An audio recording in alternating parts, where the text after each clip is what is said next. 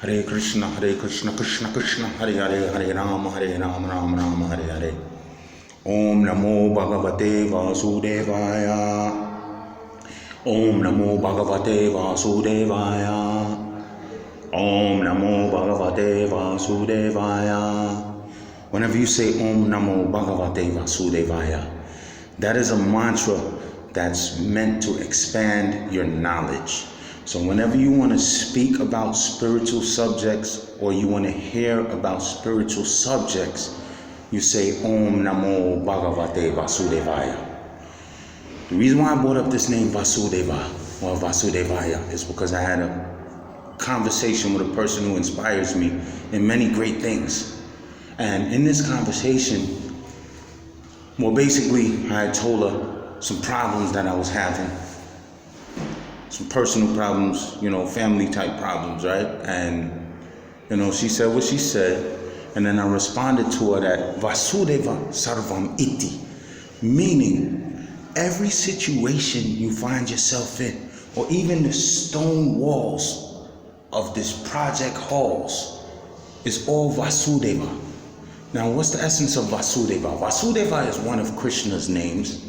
Krishna is known by his activities, by his friends, and by his accomplishments. And Vasudeva is an interesting name because the word Vasu means dwelling, and Deva in Sanskrit means everywhere. So Vasudeva means dwelling everywhere. And it's important to understand that Krishna never leaves Vrindavan.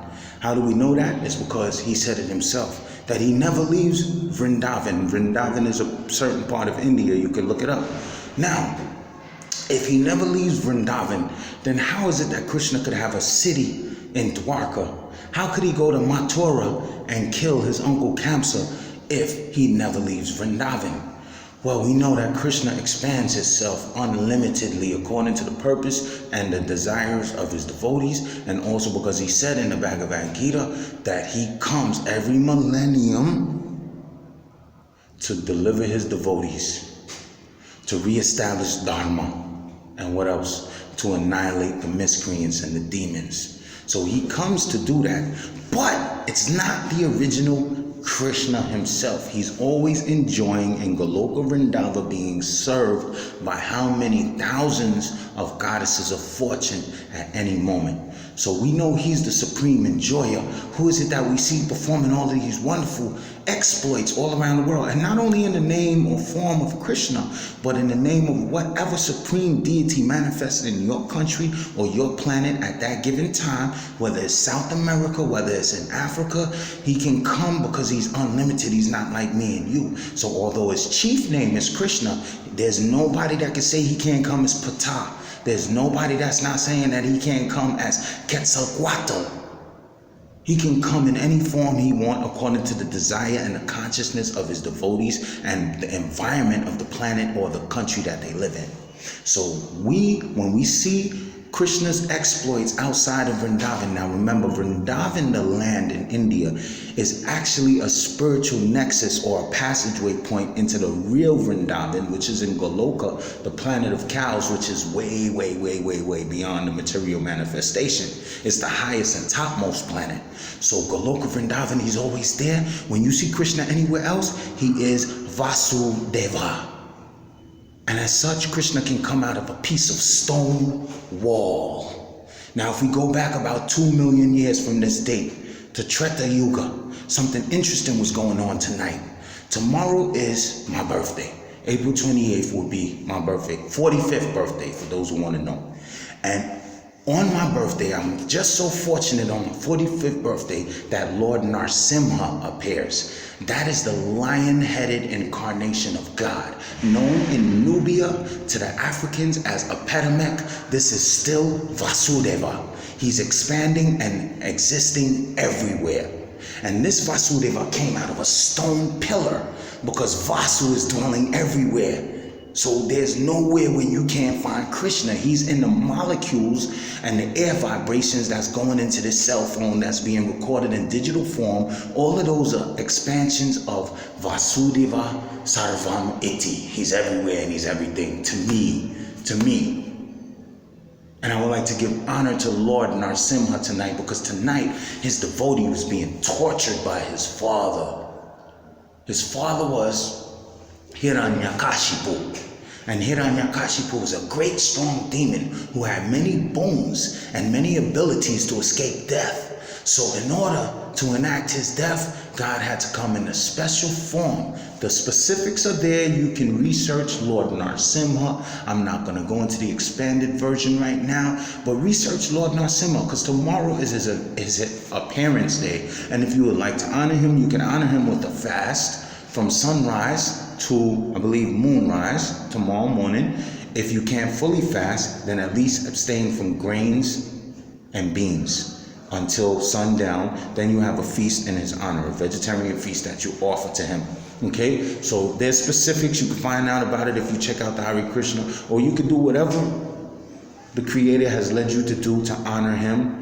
It's not for me to say what's wrong, because Paramatma, or the indwelling Supreme Lord, is already in your chest, and he gives you the intelligence by which you can come to him if you're just sincere. Sincerity is the hallmark of everything. So just to reiterate, the point of this video was to share with you is that God is not limited to your concepts of beliefs. He is transcendental. And as such, I've been watching a lot of videos lately, and something interesting came up, is monoatomic gold. Now, monoatomic gold is gold. I can't get into the scientific definition, but for the lack of a better term, it's gold broken down to its smallest single particle. So it's pretty much a nano-sized particle of gold. Nano is the scale of 1 millimeter divided by 1,000,000.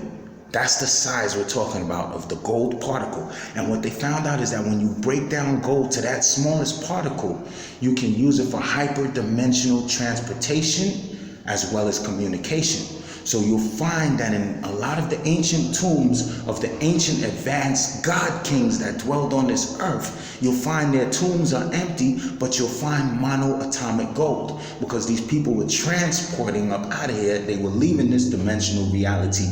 I don't know how it works with the soul and the body being separate. If they reanimate on the other side, that's beyond my scope of knowledge. But real monoatomic gold, not the snake oil salesman stuff, but the real stuff, can do amazing things. In ancient Egypt, they had a word for it. I think it's mufkut. And mufkut, they used to use this. It has anti-gravitational properties. And it also has the ability to make something heavier than it is. So if you apply cold temperatures to monoatomic gold, it becomes extremely light. And if you apply hot temperatures to monoatomic gold, it becomes extremely heavy. These are real things that we used to use, and we baked it into bread, and we called it manna, and we used to give it to the pharaohs. We used to give them the closest thing that we have to it today on the modern market would be called colloidal silver or colloidal gold. You spray it in your mouth. So these things, these chemicals that we're learning the science about now, were considered magic or supernatural back in the days. But it's actually based on sound science. And all of these sciences are coming to the forefront. I like to say, God bless America, meaning the good people in America, not America spelled with the KKK. So, yes, God bless America, and your judgment is coming. Destiny is coming, and we have to form solution. Well, matter of fact, we don't have to form anything. All of the solutions was already laid out by the Guru Parampara, the eternal chain of gurus that goes back to the beginning of time. A guru is one who's going to take you from a state of darkness to a state of light. Maya is that which is not. Maya is illusion. So when we're dealing with external principles, or principles based upon the body, or the mind, or the intelligence, or the false ego, the 5 elements, we're dealing with Maya. It's not that Maya is not real. It's not that this world is not real. It's just that it's temporary. So that which is temporary is ultimately not real, because it changes. The only thing that's eternal is things that never change, things that are timeless, like your spiritual form, or eternal time, or the super soul, or the regular soul. These things are eternal, changeless. The only thing that changes is the external factors, and this material world, this temporary world. So I would like to say, all honors Namaste Narasimhaya. And I recently did a post on Facebook where I was explaining, a lady had said to me, shout out Madeline Rodriguez, like she was telling me cut my beard off. And I'm telling her, the reason why I don't cut my beard is to honor my African ancestors, because I know that they come from the land of the lion, and the lion is the king of the jungle. And as such, I want to honor them by wearing my beard because it represents the lion's mane. So that's why I have the beard. I don't want to cut it off. Maybe I'm rebellious, maybe I'm wrong, but there's traditions. Some people feel that it's best to follow the way British people did things and cut it off nice and clean, do it like the Romans, and that's their style. And I'm not going to knock them, but I have my own style and I have my own brain, and I do things because Vasudeva Sarvam Iti, and he's also in my heart chakra. There's a million topics I'd like to talk about, but for now, research. Maybe I'll do a book drop. I've been reading a book called Secret Places of the Lion by William Hunt, I believe his name is. Secret Places of the Lion is an interesting book. I don't agree with everything in it. I even believe there's some misinformation. I don't think that it's deliberate, but the things that's on point is on point. So check out Secret Places of the Lion. And if you would like to wish me a happy birthday tomorrow, I just ask you, all I want is, and it's not too much to ask for, I want a Merkaba, crystalline Merkaba Vimana for my birthday. I want a spaceship that's made out of crystal in the shape of Sri Yantra. Sri Yantra is a veve or sigil for Krishna. And if you put it in its 3D form, it looks like what's the name of the shape?